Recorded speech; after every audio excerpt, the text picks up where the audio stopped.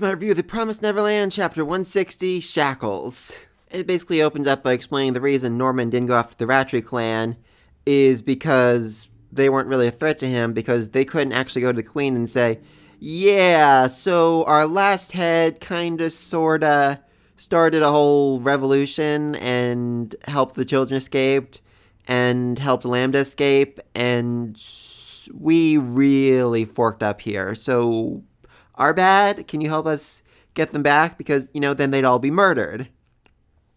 Well, maybe not all of them, because they need some of them to continue the job they have, the guarding the promise between the two sides. I'm not exactly sure the specifics of all of it, but I have to imagine they've been kept alive this long for a reason.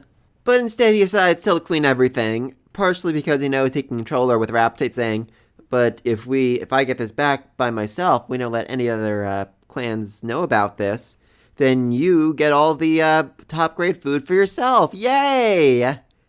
But also just because he's really freaking ticked off here.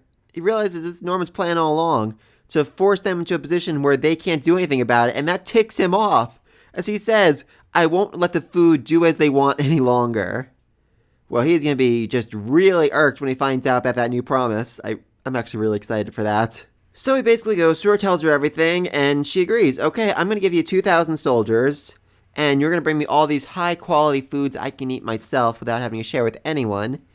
And if you fail, I'm going to eat you! So yeah, it's obvious the Queen can kill him if she wants. She's not really sure why his clan wasn't wiped out already. I mean, they're the Promise Keepers. Does that really mean anything? I mean, they do seem to be, top-ranked scientists. Maybe they're smarter than the demons in that aspect. So maybe they're just kept around to do the experiments, and because they're useful, and if they ever stop being useful, if, 20, 30 years goes by without any scientific advancement from them, the Queen will say, alright, you're food now, we're eating all of you. And you gotta respect Peter's method of finding their base. He literally tells them to look in the opposite direction that they're looking right now, because, Norman's big thing was, okay, I'm going to attack certain points and make them think we're very far away from where we actually are, so that they won't ever, stumble upon our base.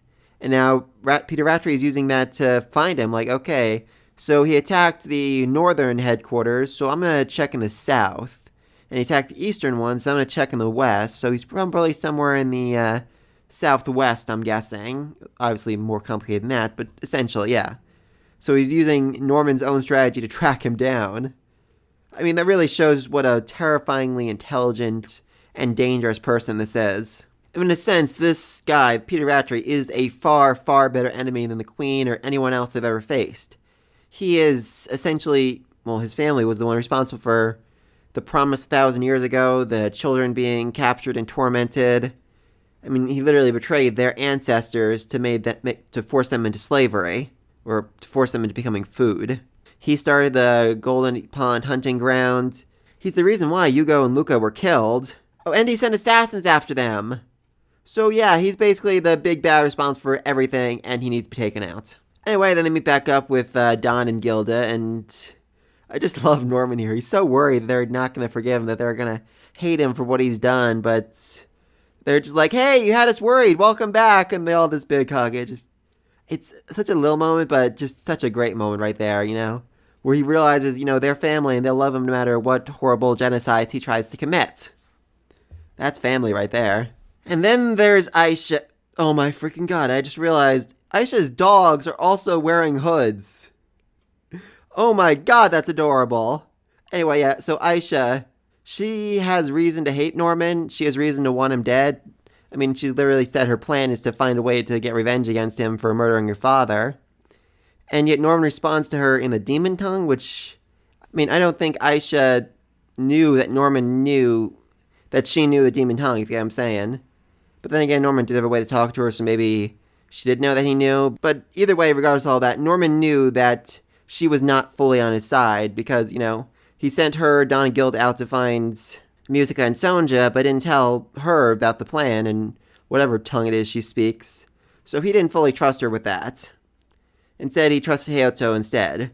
So he probably has a good idea that she's won revenge on him this whole time and just been using her, and I don't know what he said here. Either something along the lines of, I'm sorry about your father, you can kill me when this is all over, or something like that.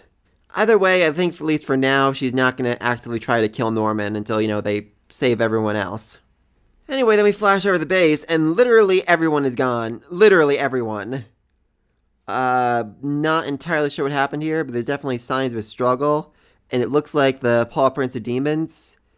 Could they have gotten to the base that quickly? Very likely. Would they have insisted on taking all the children alive? That's up for debate. I feel like there's so many children there, they could have, I don't know, maybe the soldiers were afraid if they ate one of the people, they'd end up eating one of the higher quality ones, and then the queen would kill them or eat them or something. But either way, this is not a good thing. Everyone's gone. Emma, Ray, Norman, Don, Gilda, Aisha, and her dogs are on their way back to the base. It's going to take like several hours or days to make it that far, so I'm guessing what's going to happen is Peter Rattray has all the other kids held hostage. I know, I feel like this is a good chance to go back to how it was in the very beginning. Them trying to outsmart a person who has just such a huge advantage over them. Before Mom, now Peter Rattray. I mean, that's a nice step up right there. That could be really interesting. And if not, though, I think, Peter Rattray's going to abduct them, and then Emma's going to scream out, "Promise Keeper! Teleport us all back to the human world now," or something like that. God, the look on Peter Rattray's face when he finds out the promise, and when just all the children disappear on him, is going to be absolutely freaking priceless. But then again, I don't think it's going to happen, specifically because I feel like they still need to go back to the farms. They need to go there, and they need to free the children. They need to free everyone they left behind and say, "Hey, we made it back. Sorry it took so long." And really, though, another conversation with just Mom, their mom way back when, Isabella, just to talk about all that's happened. Well, for one, there's a bomb in her heart, so I don't think she can, leave this world behind that easily.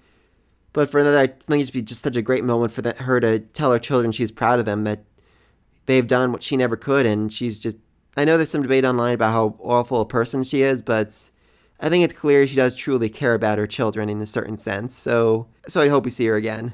Anyway, yeah, next chapter, they're starting the battle against Peter Rattray, the big final conclusion to the series.